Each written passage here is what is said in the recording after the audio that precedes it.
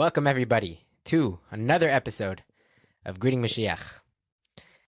It's been a few weeks off, but we don't take vacations. We just take time to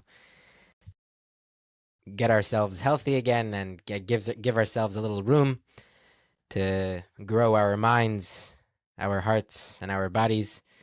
Like Mashiach, he sits at the gates of Rome and he only takes off one bandage at a time because any second it might be called up for duty to take the Yidden out of Galus. He wants to always be prepared. No, but seriously, we just didn't get around to it.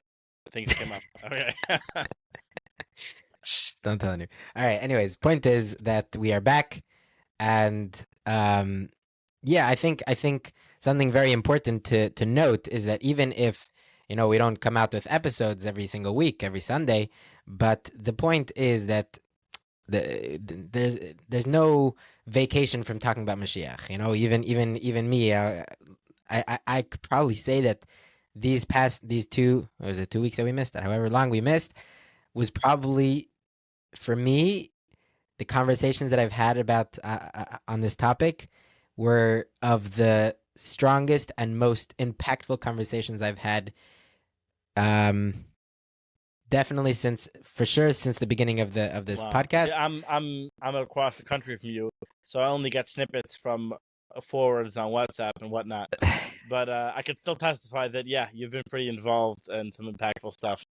Yeah, definitely. So we're back, and we will talk about the as the Rebbe says, we talk about what's happening now. Torah is Milashon Hira, but not Hare B'chaim now. Anyways, so we're in the 9 days. We're in the middle of it. Well, we're coming towards the end because you'll be hearing this on Sunday. What's the 9 days? What's the 9 days B'chlal? What's Tisha B'Av B'frat? And we'll get to whatever we get on. So, as Chassidim, as Lubavitcher Chassidim, you kind of have mixed feelings when it comes to days like this. The Rebbe told us that we should learn Hilchos Beis Bechira, but he said more important than that is to learn Shulchan Aruch, halachas. And if you go through Shulchan Aruch, it's pretty. I don't know what to tell you. It's pretty depressing. It's morbid. It's serious. Whoever is mourns for the Korban, they'll get to appreciate, relish in its rebuilding, celebrate its rebuilding, and the opposite, etc. But you're supposed to take it all very seriously, and it's all heavy duty vibes. If you learn through Shulchan Aruch, it's important. Go through it. You'll see it's intense, and we obviously don't want to detract from that. It's all mamatim b'simcha and all that stuff. On the other hand, you have that chassidish avir that don't take it telling you in the back of your head. Take it so seriously. Don't take it so seriously. We're from Yidden v'chuli, but not because we want to be fry about it. Not because we don't like being mahader b'mitzvahs. We do. That's what we do, chassidim. But there's a certain aspect of not letting it get to you. That for chassidim are known for their joy, for their simcha. There's a word like Mishnichnas Adar Marb b'simcha, and you keep going. You don't stop. Mishnichnas Adar you decrease a little bit. It depends when you start the year. Or do you start the year from Av and you get sadder and sadder the whole time until Adar you increase a little bit, but really you have to stay the whole time. So that's really the chassidim. They start counting from Adar. Right, so you have these Shavarts, you have the story with the Rishner, I probably chazed it before, that they made a trick and they pulled up to whoever was the next guy to come into the base of Medrash. They had as soon as he walked in, they hoisted him on some sort of platform, and the Rishner, they pulled him up. What he saw was the Rishner, they freaked out, and he said, Eberstein, your children don't know how to celebrate this Yom Tov of Tisha B'Av. Never take it away. So what's really the correct approach here? And I'm not going to pretend to have all the answers, but I can share my feelings at the very least. Go for it. I think that's why people come to hear. That's why you're here to hear my feelings. Yeah. Every word I Let's say be is, honest. is from the Rebbe. No, if I say it's from the Rebbe, it's from the Rebbe. Otherwise, it's my Yeah. it's my feelings. So yeah, I think it's pretty much what I was saying till now in the introduction. That's really, they're both true. You have to take it seriously. It's for real. It's not for fake. And I was learning through Shulchan Aruch, and it says, the Beis Yosef says if you're going to eat meat during the 9 days when you're not supposed to, the snakes are going to bite you. It's like, all right, I won't do it. And Siyumim, who can eat meat during a Siyum? Very complicated halachas. Who is very few people, it's almost impossible that they actually fit the criteria that you're allowed to eat meat because of the Siyum. But yet we know to increase in Simcha, the Rebbe is koching every day till Tisha B'Av. Kochzich, you have to have a Siyum, and it's a big deal. And you go to 770, wherever you are. I'm sure it's a big deal wherever you're listening to this. To make a Siyum, everyone's making Siyumim and making a big Suda because of the Siyum.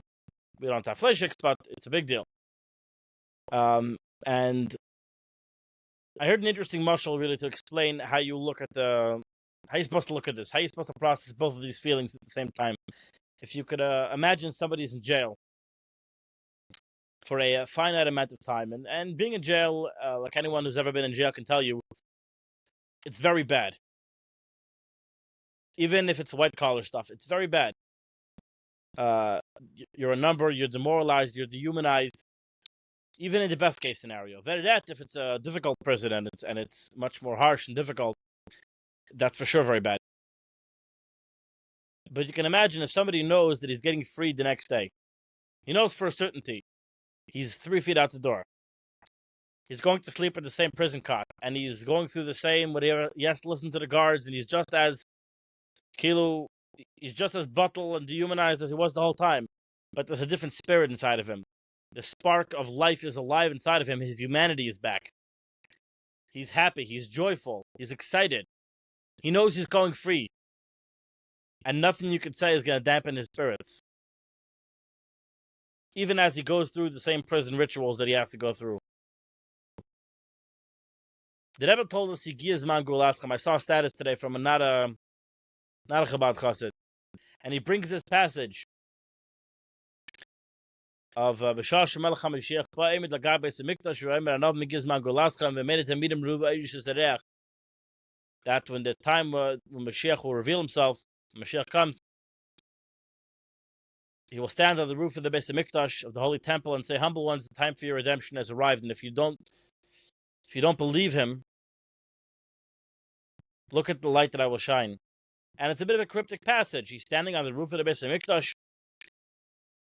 He's going to say that the time of your redemption has arrived, and people are not going to believe him. And he's going to shine this light. But Baruch Hashem, and this is a mistake, and he was grappling with Pshat. I obviously shared what I'm about to share with you. I don't know if he accepted it or not, but Baruch Hashem, we have a great Rebbe, and he explained it to us. And he told us that obviously it can't be there's already a Beis HaMikdash, because then it's obvious that the Gul is here. You don't have to tell anyone. It's talking about a situation when Mashiach, the Yidden, the Jewish people, were still in Galus. And while we're still in Galus, and the roof of the Beis HaMikdash, we're learning now Hilchas Beis HaBechira, we're learning about the laws of the Beis HaMikdash. Gagas Leinaskachis, the roofs of the Beis HaMikdash were not made holy. So it's less holy than the actual Beis HaMikdash. And that's what it means, says the Rebbe, the roof. It doesn't refer to the actual roof. It refers to, Mashiach, the Nasi, he's going to have a shul. He's going to have his own place during Galus where he is, and that's 770. And from there, that's what it means, the roof of the Beis HaMikdash, from Mashiach's place in Galus, which is less holy than the Beis HaMikdash, the place where the Shekhinah is during Galus, 770, that's from that place he's going to say, Anav Migiz Man Golaschem. And he's going to announce it. That means he's going to say it when it's still in Galus, when people might not realize. They might not see it. And that's what it means. And the Rebbe said this was already fulfilled in Tafshin and Aleph, 1991. The Rebbe was kept on saying, quoting this Medrash. The Rebbe says it was already Mikoyim. That Mashiach is saying, Anav Migiz Man Golaschem. Imagine that. This famous thing was already Mikoyim. This is a whole different thing. Mashiach already said, he gives Man Golaschem. And the Rebbe brought that it's even a psaktin Misinai that he gives Man Golaschem. That the Rabbanim Paskin. And the Rebbe explained what type of gula, a gula of we're going to have Mashiach, there is Bechaskas Mashiach, who's going to do those things, until he's going to do the Mashiach, that he has to do the Vadai things. He's going to rebuild the Beis HaMikdash, he's going to do Kibbutz Goliath. I'm talking for real. The full thing. This is the psak din, that the time for that to happen has arrived. So we have a different spring in our step. Yeah, it comes around Tisha B'Av again every year. But we know very soon, Yom Meilu, these days, Yahavcha, they'll be transformed, L'Sasn El Simcha, to joy and celebration. So it comes Tisha B'Av. You look at the example, the last Tisha B'Av that we have, the Rebbe spoke to us, Leisa Atta, 1991, we fell on Shabbos, and the Rebbe was so happy, overjoyed, that we get to celebrate Simcha, we get to celebrate Tisha B'Av like a Shabbos, no Avelus. This is the Me'ed Las Love. This is a taste of the way it's going to be in the future, that'll be transformed. It wasn't like, oh, Nebuch, we're going to have to play by the rules. Like, no, we're so happy about it. This is the best case scenario. We're looking to find a way to look forward to the Geula perspective. We're not looking back, and this is general, the entire theme, you could say, of Tafshin and Aleph. The Rebbe was trying to show us, look forward towards the coming redemption. We're not looking back anymore of the Avodah of Golus. We're looking forward towards the Geula. So whatever customs and Menhagim and Praving the Churban, yeah, it's for real. We're still in Golus, unfortunately. But it's a facade. We're on the last day in prison. We're coming out. It's got to be with an entirely different perspective. And it might sound like it's subtle, but it makes all the difference in the world. It's an entirely different experience. I know we have, if you guys don't know about it, you should follow Greeting Mashiach on the Twitters or X or whatever you want to call it. And today was Thursday, it was posted from the Rebbe spoke this week in Tafshin Aleph Matas Maser. So last week on the Twitters. Yeah, there you go. The Rebbe, we're allowed to still call it Twitter? We have to say Twitter formerly, X formerly Twitter. Yeah. There we go. So the Rebbe By spoke. the way, they had a big nitzachin over there for free speech today. Anyways, okay. Not for this podcast. Yeah. Subscribers only. Yeah. By the way, you could donate on Spotify. On our page, there is an option to donate if you would like to support the great work of this podcast. There is an option over there to donate. Please feel free to avail yourself to that option. There you go.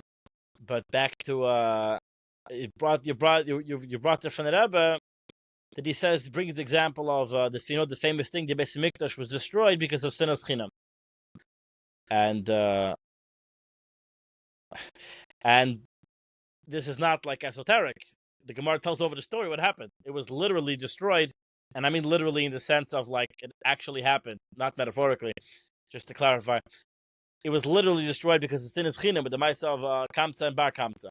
That everyone knows the story. They got into a fight. He was insulted, and it led to he ratted on the Jews to the government, and it led to the destruction of the Beis Hamikdash, quite literally. And we know the Beis Hamikdash will be rebuilt, and obviously that was systematic of, in general, what was going on at the time. I don't know if it's fair to say that one specific event, one person messed it up for Gans Klai, so I don't know if that's fair either. Or all these stories of like, oh, Mashiach was about to come, but you messed it up because you didn't do this thing or that thing, you know. I think, generally speaking, these things are probably systematic of where the Jewish people were holding at the time. Right. It shows. It's indicative on where the Yidden were holding. Thank you. Yes. And but here the Rebbe told us, we know that the Jewish people as a whole have finished their avodah, and we're ready for the Gula. And the Rebbe told us, how does that express itself? We always heard that. How do we fix it? It's Avos Chinam, baseless love, instead of baseless hatred, you have baseless love. That's how we're going to bring the Gula, says the Rebbe. We've completed that. We've fixed that problem. Meaning, if that was the problem, we fixed it. And now, so what's it about now? Aside from, obviously, you have that vart that it's about Avos Chinam brings the Gula. You have a much deeper level now. Why? Because we know, Lasad Lava, godliness is going to be revealed. We're going to see our souls will be revealed. We're going to know we're going to see what a Jewish soul really is. And, the Rebbe always sees what a Jewish soul really is. But that's the Rebbe. The famous story, someone allegedly asked the Rebbe, how do you not get tired standing for dollars, giving out hours giving dollars to people, and the Rebbe allegedly is said to have answered famously that when you count diamonds, you don't get tired. That the Rebbe really, I don't know if the story happened, but it's definitely true that the Rebbe looks at every single yid like a diamond. Without exaggeration. But imagine each and every one of us got to share in that perspective. That's Mashiach times. Mashiach, who sees that now, he's going to reveal it to all of us. Could you imagine the obvious Yisrael we're going to have then, says the Rebbe? It's going to be amazing. It's going to be much, infinitely more than we have today. Starting already now, says the Rebbe, in Galus, we can start to appreciate. We can look through the veil a little bit and appreciate what's that going to be like and implement that now in our life. That's what obviously Yisrael is about now. We're not looking back to fix the problems of the Churban. We're not living in that reality anymore. Get your head out of the Churban for a second and look towards Bayis Shlishi. You have to turn around. You got to give one turn. You're in the same spot. But you're looking this way, you're looking that way. We're looking towards the Bayis Shlishi. And when you learn about the Beis HaMikdash this year around, says the Rebbe, you do it with an entirely renewed spirit. Every year we learn about the Beis HaMikdash. But now it's with the full knowledge that it's right around the corner. Any second, we're going to have the Bayis Shlishi. So when you're learning a Chetzkel about all these different psukim, and we don't really know the pshat, I don't know if anyone went through it. The Rebbe told us that we learned it. It's quite complex. And they have diagrams and pictures, but at the end of the day, we know that the Rambam tells us it's not before. It's not perfectly clear what it is. That's why the Bayis Sheni was not built in accordance with what it says in Yechezkel and the Navi, because they didn't know exactly how to do it. But the Bayis Shlishi will be. You learn it. It's a whole different experience. Very soon, like literally, physically, with your eyes, you're going to see it, and you're going to be so that's the pshat, and this is the Beis HaMikdash. That's where all the lishkas and the rooms and amos. Wow, the Beis HaMikdash, and you start picturing it. They're coming now Shabbos Chazayin, or was already if you're watching this.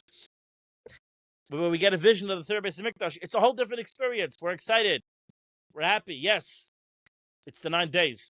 It's a bit of a more somber spirit, but you can have them both in your heart together. The happy spirit, you're excited, the anticipatory spirit. Try saying that 3 times fast. It's happening. It's real. We're excited about it. And it's not a contradiction. People say, you have to either be depressed about the Churban and koching and watching Holocaust videos. I guilty. I may have posted some Holocaust things today on my status. Yes, you did. Some interesting stuff I found, but it's not a contradiction. That's my point. It doesn't have to be a contradiction. But the main stress, the main feeling behind it all, even in the morning when you're saying Eicha and you're reading the Kinnis, and you read the Kinnis, it's very sad. This doesn't take away this from all the history we have. It adds chayas to all the history that we had. There's a whole new chayas in all of it, and that is that we're coming so close, so soon to the Gula Mitzvah Shlema Yedei Mashiach Tzkeinu, the fully complete redemption through our righteous Messiah. So those are my thoughts and feelings at the moment. Oh, very very well thought out. So I wanna shift a little bit. Before the 9 days and before the 3 weeks, we had we were living we had regular days, so to speak, that didn't really have any significance to themselves. They're just, you wake up one morning, you go to work, you do the regular thing, you drink coffee, everything's normal. So now the question is, okay, so what's the significance? Right here we're talking about the 3 weeks and 9 days. I was listening to Rabbi Wolf. He had a Mashiach symposium, finding Mashiach through these tough times, whatever it's called, something like that. And I think Rabbi David Sachs, who is the rabbi, I think, from the Happy Minyan in Los Angeles, very, very, very good person, has good thoughts, very happy person also. But he said something interesting. He said how he started his speech by saying that we're going to answer 2 questions. Number 1, why does Hashem, who is kol kulei tov, which means he's completely good. There's nothing bad about Hashem. Everything he does is good. Why him? are there such things that sometimes comes out bad stuff? Bad stuff comes out October 7th, all these different, very bad people dying. Someone just We passed. don't have to give examples from extreme things in history. I should Correct. never stub my toe. Everything should be like what? We don't have to. Correct. The We average don't have to go to the person. bad I'll extremes. let you Correct. finish. The average person's life. I don't know if you ever thought about this. Sorry for bringing depressing things, depressing thoughts. The average person is going to go through a tremendous amount of excruciating pain and suffering and troubles in their life. I'm talking about a person with a happy life, a good life. If you have a kid, he's probably going to get lost at one point, and you're going to freak out. This is going to happen. I'm sorry. I'm sorry to break the news to you. It's very scary. Probably going to happen at one point or another. Like, people suffer injury. These are normal things that happen to everyone in their life that are like very scary, very hard, and this is considered a person living a very good, happy life. And this is the reality of Galus. The world is very very imperfect. Right. People are like, right. where was God during the Holocaust? Where was God in every person's life? Like, why do you have to like? The I Holocaust hear isn't that. what's bothering me. Everything is bothering me. And I hear that. if you could excuse my headaches, you could. Okay, whatever. I'm not gonna finish the thought. But Yeah. the question is really, what's Galus? That's the question. Correct. The question is, God, who is Kol Taiv, completely good and all good. How can he? Correct. How can he make my toe stub? Whatever. Obviously, there's a difference in quality, Correct. and while Yeah. could the point. I'm being a bit Then it could- facetious here, but yeah. No, Disclaimer. but it's a good point that you bring up. That like why are we saying the Rebbe says Lamashal about the Holocaust, that even the Satan couldn't find enough of Vedas to explain away the Holocaust. That's obviously something right? It was special, unique that you can't find any within a person's individual life. You have Tanya to explain, the Kapara Savinus, forgive your sins and all the different things. But yeah. So the second question was why on there's many tzaddikim, many everybody talks about 3 weeks to 9 days as something special. So the question is, if it's so special, meaning there's like an Eisratzin, there's like a special avir there, you can feel it in the air. There's something different, especially this year. Tisha B'Av. Especially this year that the with the Iran thing looming over everybody's heads, we're all like, you could feel, especially this year, there's something tangible in the air that you can feel like something special is going on. We should all be waiting for the Gula with the same certainty that everyone has that today Iran is going to attack. Correct. Amen. But the point is, so if the 3 weeks and the 9 days, and especially Tisha B'Av, are times of such great times of Geula energy in the world, why is it that those times specifically is it the worst for the Jewish people? Right? The 3 weeks is the 3 weeks, and the 9 days is how it got even worse, and there were Pasha deaths like crazy, and then you have Tisha B'Av. And Tisha B'Av, he brings down that it's not only the destruction of both Bate Mikdashes, but it's also the Spanish Inquisition and the Crusades. There's tons of things that happen specifically on Tisha B'Av. So he went... The Meraglim also correct. That was the OG, the original. Yeah. Also, he said how both world wars, World War I and World War II, were connected, and World War I started on Tisha B'Av. The catalyst of World War I with the assassination of Prince, whatever his name is, was on Tisha B'Av. I know frighteningly little about the First World War, so don't call me out on this. No, the point is that they're connected. So really, the Holocaust started. The catalyst of the Holocaust was the Tisha B'Av. It's definitely World War One. Yeah. Yeah. So what's his point? His point was like this. His point is that when there's so much iris, when there's so much light, when there's so much revelation, not revelation, but potential, but there's not enough kalim, there's not enough vessels, there's not enough containers, reciprocals to be able to receive all of these great lights and potential. What happens is destruction happens. And like we have the Olam HaToyu. What was Olam HaToyu? There was such great light, the vessels aren't able to contain it. So what happened? The lights left because there's nowhere to go. So that what happened? The containers they disintegrated because there was nothing giving them life. So he says that it's not a problem. It's not like, oh no, this is a very bad time. No, it's a very good potential. There's huge potential. But the problem is he says this. He says, I don't want to blame anybody, but the fact that we're still here and we didn't fully realize the potential that we have means that we're not giving enough, we're not making enough kelim, we're not making enough vessels, we're not being enough, strong enough, big enough reciprocals to be able to receive the great Eidos. So he said that the point is that to have this great love for each other, that it's just beyond limitations. Just I love you just cause. Now that okay, I'm gonna refrain from blaming Yidden during the 9 days, but Love it. definitely the idea that it's a very powerful time period, and all the negative things that happen are just because there's no Caleb for it. That's definitely a very true idea. Yeah, Yeah. and we spoke about So this last time, that there's all these energies in the world that don't have a way to be properly expressed. They're really gula energies.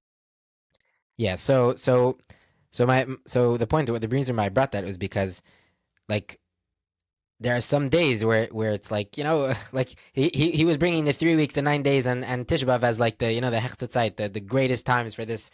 But the Mashiach can come any day. The potential for Mashiach, the potential for the Geula to happen at any moment. Pashta mitzvah. Yeah. So I wanna transport us to a regular day and just talk about regular Mashiach things. And no, we were having a conversation, um, and a question came up that one of the Rebbe's biggest chizrim, his name is Reb Yoel Khan, whose yard site is going to be On happened Shabbos. already on Shabbos, I believe. and yeah, Vav Menachemov.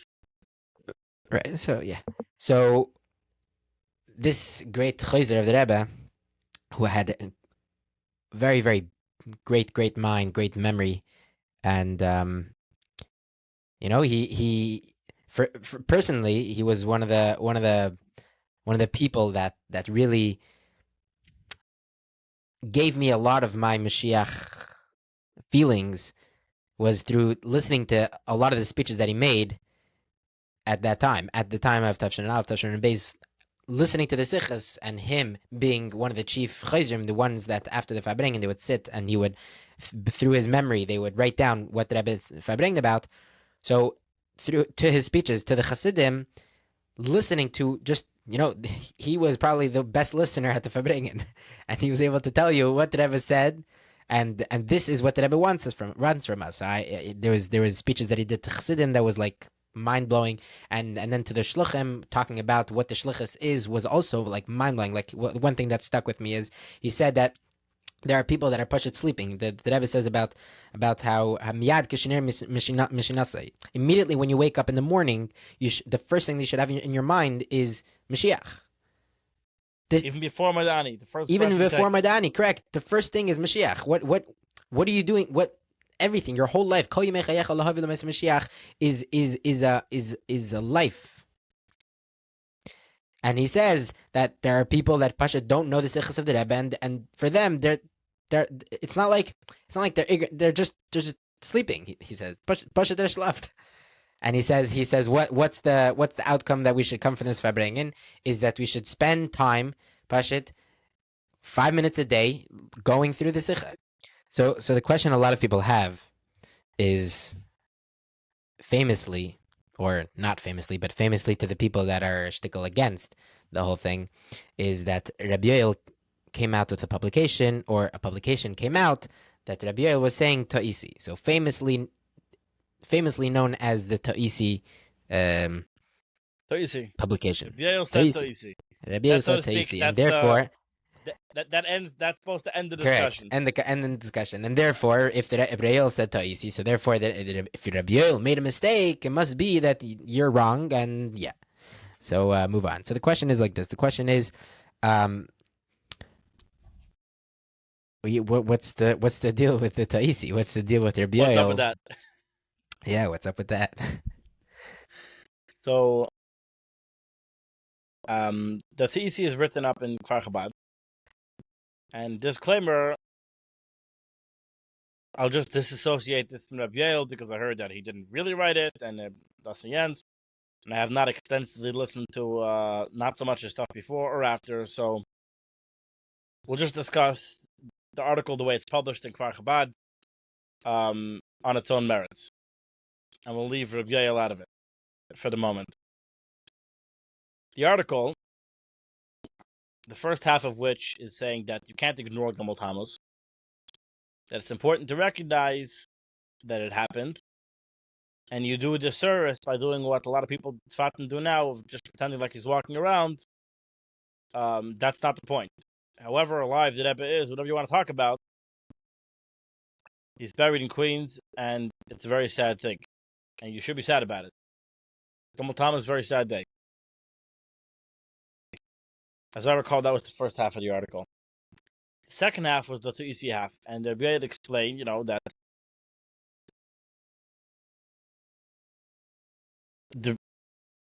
a normal person who learns the Rebbe's Torah will necessarily come to the conclusion that Gimmel Tammuz is impossible to happen.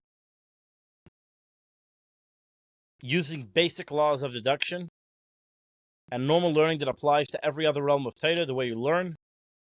If you learn the Rebbe's Torah, you would rightly say, like he said, Gimmel Tammuz, not possible. Will not happen. Guarantee it, 100%.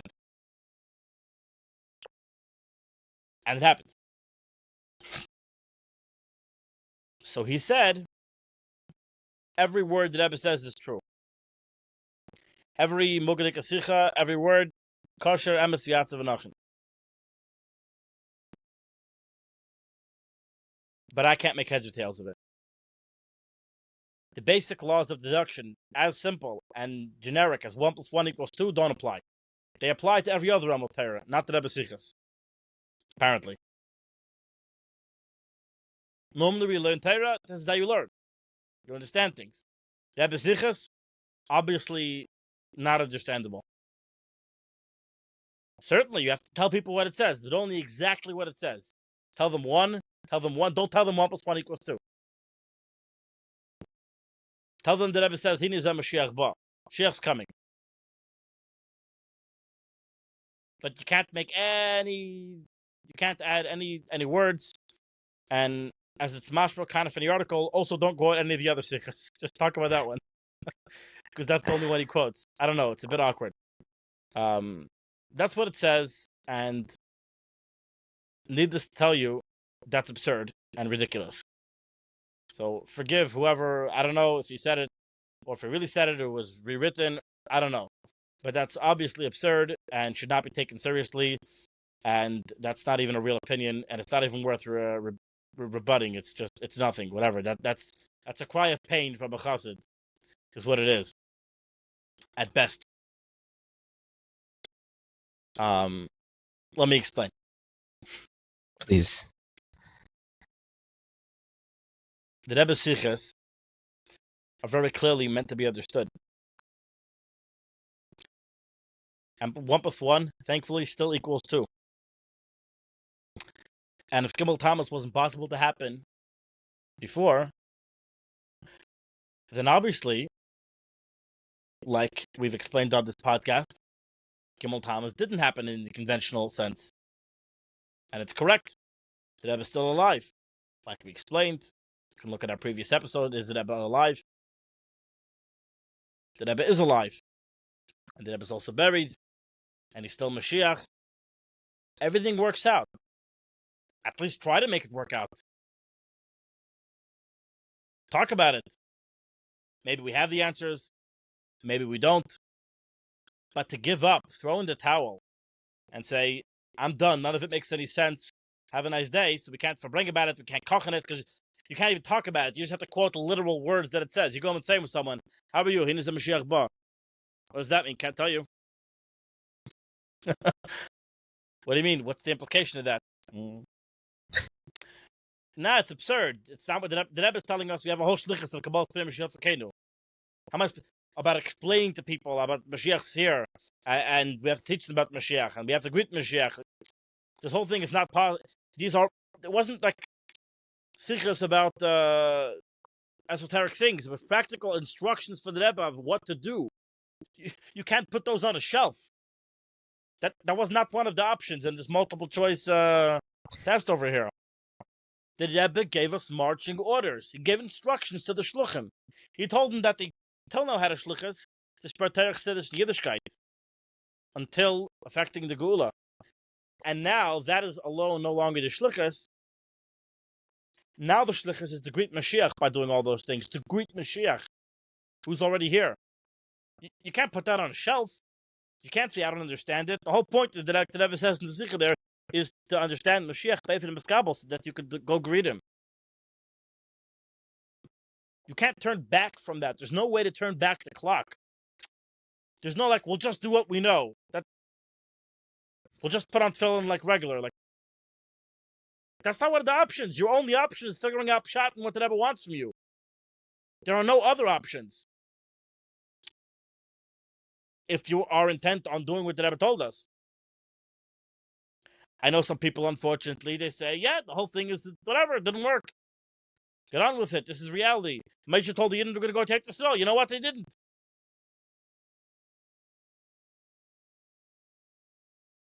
So if somebody has that perspective, okay, I have a hard time calling such a person a chassid, but okay. But if you're going to say that Rebbe Sichos are true, like Reb Yoel is saying in this, allegedly, if we believe that the Rebbe tells us the truth, and we obviously as Chassidim we do, and that the Rebbe Sichos are negeya, and we have to chazir them over, then we have to learn them, we have to understand them, and we have to tell you that 1 + 1 = 2, and that the Rebbe, which means in our context that the Rebbe is still Melech HaMashiach, the Rebbe is still alive, the Rebbe is still taking us out of Golos, and we still have the shlichus of Kabbalah Pnei Mashiach Tzidkeinu. That's so. This whole Reb Yoel said to easy business is doesn't start. It's not a real argument, as far as I'm concerned. And the only thing we have is the Rebbe Sichos, which people who tell you that Rebbe Sichos are not meant to be understood, I don't know what to tell you. That's such an unreasonable opinion to have as a chassid. It's honestly shocking that people say that with a straight face. The Rebbe Sichos are meant to be understood, obviously. The Rebbe spent time editing these Sichos, putting them to print, publishing them. Why do you think he did that? So we could say that they're not understandable? Nobody really thinks that. That's the real truth. People say things to make themselves feel comfortable, to explain things to themselves, that they could have some sort of explanation. But obviously, I don't think anybody really believes that. I don't think Reb Yoel believes that. Again, I don't know what he said later and all the time, so you can call me out on that. I don't know. I'm just discussing this article. That's not a realistic way of looking at the Rebbe Sichos, and I think everyone will agree. I hear that. So you're saying this. Okay, the problem is like this. The problem is that a lot of people hang their hats on other people. All right, here's some advice. Everyone stop hanging your hats on other people. Think about things for yourself. And if not saying you should ignore them, but those other people that you're hanging your hats on, talk to them. Don't take no for an answer. Ask them questions. Say, hey, I was listening to this amazing podcast, which you should check out, Greeting Mashiach, and these guys said something that piqued my interest, something interesting. I hadn't thought of before. What do you have to say to that? And if he then hangs his hat on somebody else, just keep it going. Until you find that one person. Which apparently is Reb Yoel here, yes.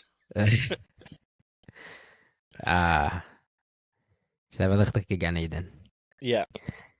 Seriously. No, it's for me, I was so surprised. I was shocked the first time I heard someone bring that up, because literally I listened.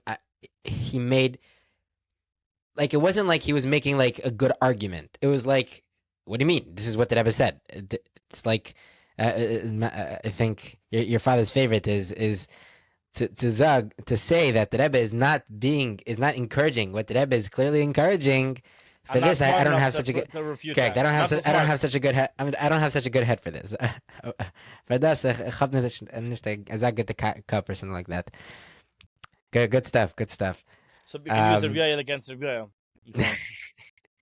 Exactly. If someone brings you an argument, no. The problem is that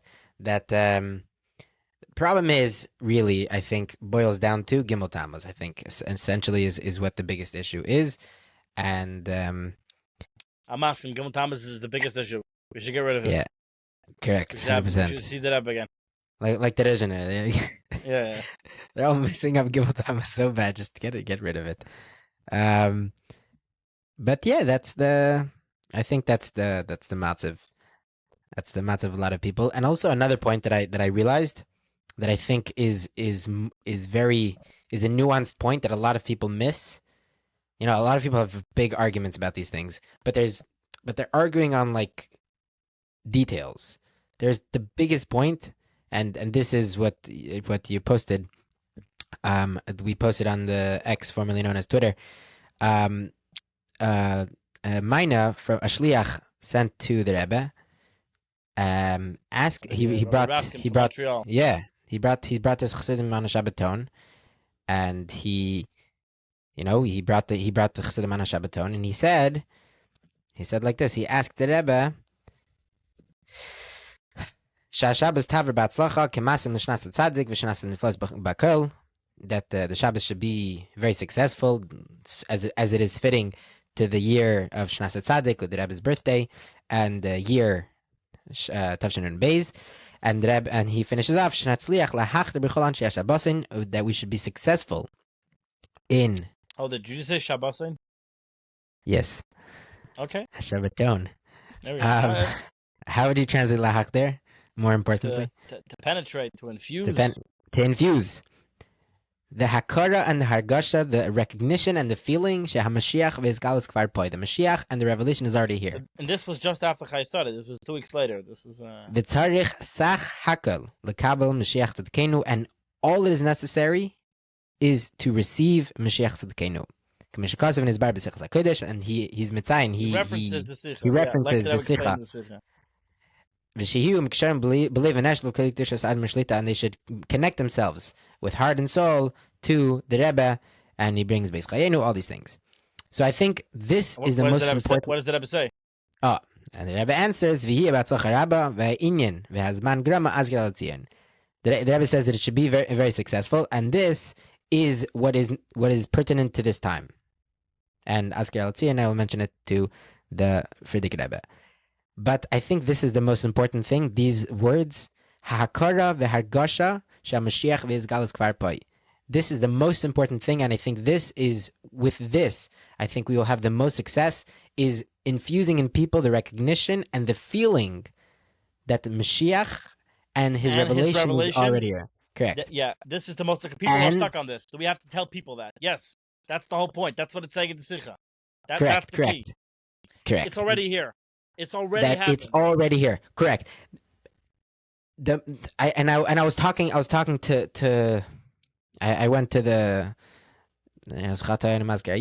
I went to both kinosim, to the Mashiachist kinnis, and there was like a roundtable discussion trying to figure out how to properly bring in Yonagol Mashiach in your Chabad house, whatever it was, and they're having a nice conversation, and I gave an idea that maybe if we teach in Yonagol Mashiach in a way that this is what's happening, this is where we are. We're at a point where we're already, Mashiach is already here. Yeah, I gave the example of learning Hilchos Shabbos, learning the laws of Shabbos. If you teach it on Sunday, it's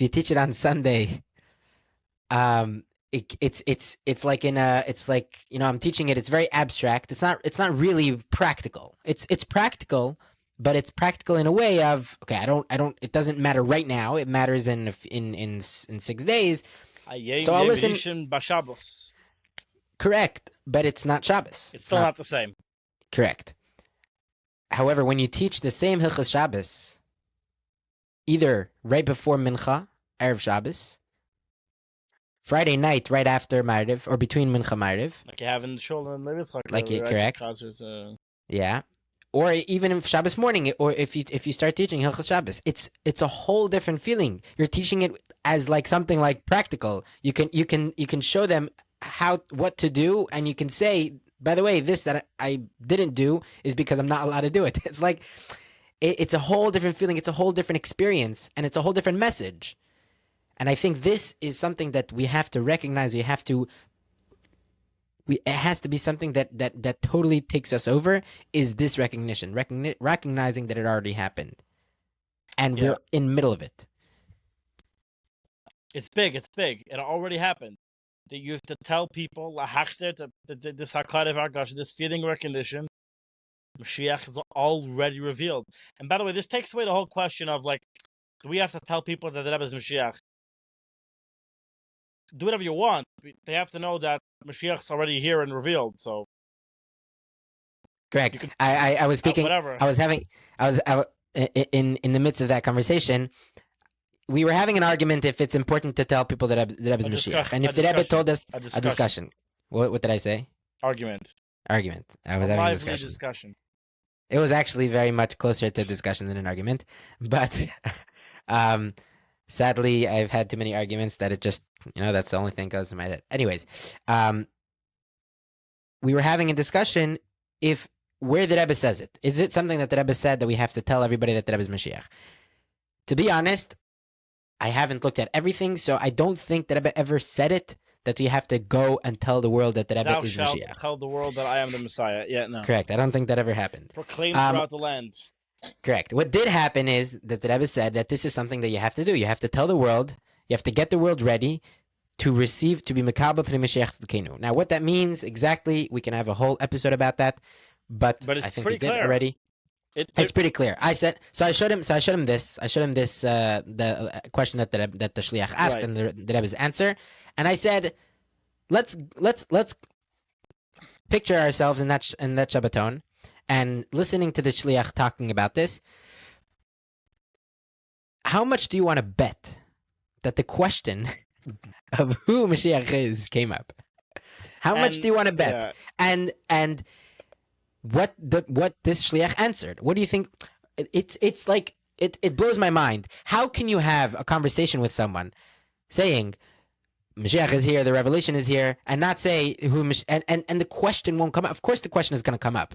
Any person that has two brain cells, that has prefrontal cortex, will be able to come up with this amazing, mind-blowing, even without out of the world question. Where did this? Correct, even without, right? Completely from left field. Who is Mashiach? Like, what? Obviously, if I'm telling you that Mashiach is here, your next question is going to be, okay, who is it? He? Where can I find him? Sorry. If I'm telling you Mashiach is here, and then I say that all we have to do left is to greet him, that leaves... Well, that depends if you know what Mashiach is. If you think the Mashiach is an idea, you might not have any questions. If you understand, because like the Rebbe tells you in the Sikha to first explain to them the whole idea of Mashiach, you understand that he's a physical person of flesh and blood who will literally and physically take us out of Golus and build the Beis Hamikdash, in the opposite order. Then your next obvious thing is, oh, he's here? Where is he? Who is he? Yeah, there's no other way. That's the only way to understand. There is no other way to understand it. And what's so frustrating sometimes is that people will make it sound like the perspective we're sharing, not even one of the options. For sure, destroying Lubavitch. For sure, terrible. I'm coming from somewhere here. Can you give me that? Like, what I'm saying here, some validity. Like, people say, there's no place to talk about it. Totally crazy. We made it up. Like, if you think it destroys Lubavitch, if you think telling people that the Rebbe is Mashiach destroys Lubavitch, then try do everything that the Rebbe asks you to do, and if you're able to have this conversation and to like the shliach asked, to be machder, to penetrate, it should penetrate the person, that this recognition, the feeling, the person should have a feeling. And you don't have to bring up the fact that the Rebbe is Mashiach. I will give you a stamp of approval. You're doing the right thing. It's not possible, but correct. No. Right. The point is, fine. Don't say that I was Mashiach. Don't do it. Fine. But he has to know that Mashiach is here and revealed, and everything we're doing is to greet him. Right. I want to be able to go to your Chabad house. And that Mashiach is a person, and we have to, and probably we should follow his advice and do Chitas and Ambam because he said to, and listen to his Sichas, whoever he is. And but it's not. But you don't know who Mashiach is. You don't know. I'm just saying, probably if you're going to greet Mashiach or receive Mashiach, and he has like 40 years worth of material, probably one of the most important ways of getting ready to greet him is following in his ways, connecting with him, like the person asks that they should have to the Rebbe. Correct. Believe in Nefesh. Yeah, there really is. It's really not possible, the whole thing, to do it without. Perhaps the job isn't to tell everyone that Rebbe is Mashiach. It's just impossible to do without the obvious basic prerequisite of them knowing at some point that the Rebbe is Mashiach. And I don't know why this is so controversial. I wrote an article that I don't know if we'll publish it or not at some point, but I started off that for the life of me, I don't know why it's so controversial. What's so about the Rebbe being Mashiach?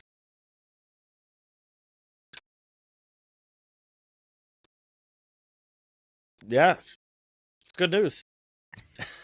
It should be. It should definitely be. And yeah, I asked the person. I was having a conversation on the X, formerly known as Twitter, and I was like, I don't understand why are you so against? Like why is it mirachik? I don't understand. Okay, you're having a conversation with someone, and you tell them that Rebbe is Mashiach, and they start distancing themselves from you. Right, what that means, I guess, they start walking backwards, facing you. But like, whoa! Ask them, like, why? Why are you so appalled by that? Why are you so put off by that? Correct. Why? So, if it's a not Lubavitch person, the reason they're put off by it is because they also don't think that the Rebbe is the Nasi Adar. They think it's insulting that the Rebbe is anything more than a nice person from the 20th century who was holier than the rest of us and knew how to learn a lot better than the rest of us, but nothing really more than that, because they are a firm proponent in the idea that as the generations progressed, every one of the generation had a lower soul level, and it's insulting to them to even imagine that we, as Lubavitchers, think that the Rebbe was something more than that, and was one of the greatest people to have ever lived. They cannot wrap their head around it, and they think, and kind of rightly so in that sense, that we're thereby putting down all the rest of the Gedolim in this generation, and putting the Rebbe up on a pedestal above the rest of them. And this was the same time that they had that the Rebbe put the Friedrich Rebbe, his predecessor, his father-in-law, on a pedestal, calling him the Nasi Adar, the leader of the generation, comparing him to Moshe Rabbeinu. They're insulted by the whole thing. The problem isn't Mashiach. Those people, if it's a firm person, his problem is that you think that the Rebbe is the Nasi Adar. That's his problem, that you think the Rebbe is the leader of the generation, that you think the Rebbe is the Moshe of the generation. That is what's bothering him. It's got nothing to do with the fact that the Rebbe is Mashiach. If the person accepts that the Rebbe is the Moshe of the generation, it's quite obvious that he's also the Mashiach of the generation. As the Rebbe explains, that follows very naturally. That's not the issue. So this is an entirely separate problem that has nothing to do with Mashiach, if it's a from person. Unless this problem is the Gimmel Tammuz thing, which again, there's an answer to that question. As long as he's still the Nasi Adar, he's still Mashiach. It's not. All right. And if he's fry, he doesn't have a problem with it. Oh, for sure. For sure not. He just doesn't. It's in your head. He doesn't. No, really, it's that simple. Okay. Is it though? If right, the problem. I don't know if it is, but having this perspective is a lot more helpful to actually trying to do it. A lot of this doubt, like I keep saying, is in our own heads. Get out of your own head. You have to make yourself comfortable with this idea. Right. And then you can go to other people and talk about it. Right. If you have conversations with people that say that it's merachik other people, you find out in the midst of conversations that it's not actually merachik anybody. I think it's just the fact that you're uncomfortable with the fact and you don't know exactly how to explain it. Correct, how to present it, and you are not 100%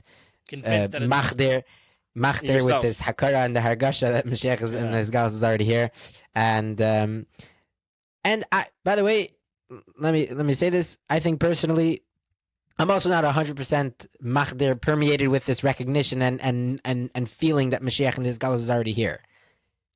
But what I do know is that the Rebbe did say this. This is what the Rebbe said. This is No, but it's something like that the Rebbe. Mashiach's here, and people be like, "Why does it matter that Mashiach's already here and revealed?" Oh, Scratching in my head here. I can't. uh, Did you say that to yourself in the mirror? Mashiach is here and revealed, but who cares? Really? That's your line of reasoning here? Sorry for raising my voice here, but come on. come on, man. Who cares? What do you care about?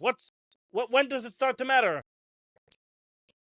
Right. So it seems for there are some people that think that it only starts to matter when the Beis Hamikdash is built, when you have kibbutz galuyos, when you have all the beautiful things are going on, and it's be like, okay, you know what? That's Mashiach. Why would you not care about it personally, though? If you care about kibbutz Because galuyos, you would also care about Mashiach being revealed. There's no universe where you only care about kibbutz galuyos, but you totally don't care and think it's important at all whatsoever. No, you should be very excited about Mashiach, jumping up and down, and Nebuch, because of whatever idea you have, you're not telling everybody, but really you want to, and you're totally excited about the fact that Mashiach is here. There's no universe where you care about Geula and Mashiach, but you don't care that he's here and revealed. Like personally. I'm talking about talking to other people, just personally. If you're not excited that the Rebbe is revealed, it's because either you don't think it's true, or you just don't care about anything. Otherwise, what? The Yidden of Mitzrayim, they just didn't believe Moshe. They didn't believe him. He came and said, "Take me out of ghost." They said, "Nice try. Don't come back another day." yeah, Eventually, they believed him, but it took some time. And 4/5 of the Yidden didn't want to leave. It's not easy. They didn't believe Moshe Rabbeinu. He came with the good news. They did not believe him. It was too good to be true. And we have the same problem now. They made it to Maminim, like we started off today saying. People are loath to believe it. It sounds too good to be true. You're telling me this is it? What do you mean? Where's the Gula? Show it to me. It's a process. But if it is true, then it's very exciting, right? People should agree that if it's true, it's very exciting. Then you'll convince yourself that it's true. But first, you have to recognize the idea. It's a very big deal that Mashiach is here and he's revealed. That's very big. That doesn't not matter. Okay? Everyone's got to stop saying it doesn't matter. It matters. It matters a lot. It's like the thing that matters the most more than anything else ever. yeah. People have this idea that Geula is just about Geula. Mashiach is just, he's going to be coming along for the ride. It's not really about him. Nope. So there's Al Yedei Mashiach. so there's no reason to get excited about him because there's no Geula in the world yet. So tell me when the Geula comes into the world. That's just not how it works. Educate yourself. It's about Ayidei Mashiach Tzkenu. It's about Mashiach, the person. The Rebbe told us that it's Kabbalah Mashiach Tzkenu. He didn't say it's Kabbalah Yidei Geula. He spoke about bringing the Aleph of Geula. He spoke about Machta. He spoke about that too. But Kabbalah Mashiach Tzkenu has to do with Mashiach. It just does. It do be like that. That's where it's at. So, it's been a while, and we're back. It's a long one to catch up for the week. Yeah. But yes, please share. Again, keep having these conversations even when we're not here. And also, I think now that we're on X, formerly known as Twitter, I think it'll be a nice place for there's a community on there for the Gimmel Mashiach podcast. Yes, this will be posted on the Twitter, X, formerly known as Twitter. Yeah, please join us on X, join us formerly known as Twitter, join us on YouTube, share, also, like, share, subscribe. X, don't make an X account for this, but if you're on X. Yeah. The point is that we need people to be talking about it. We need to make the world recognize that it's here, that it's happening, and we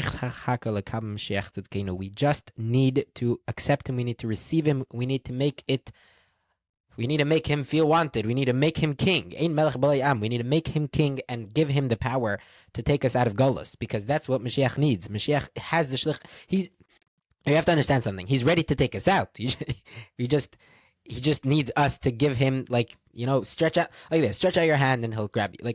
Something like that. It's this is what we need to do. And may it happen very soon. And Tisha B'Av should be, what is it? It should be, it should be transformed to a day of joy. Like I mentioned before, it's Mashiach's the day of Mashiach's birthday, Mazali of Mashiach, the Mazel of Mashiach shines.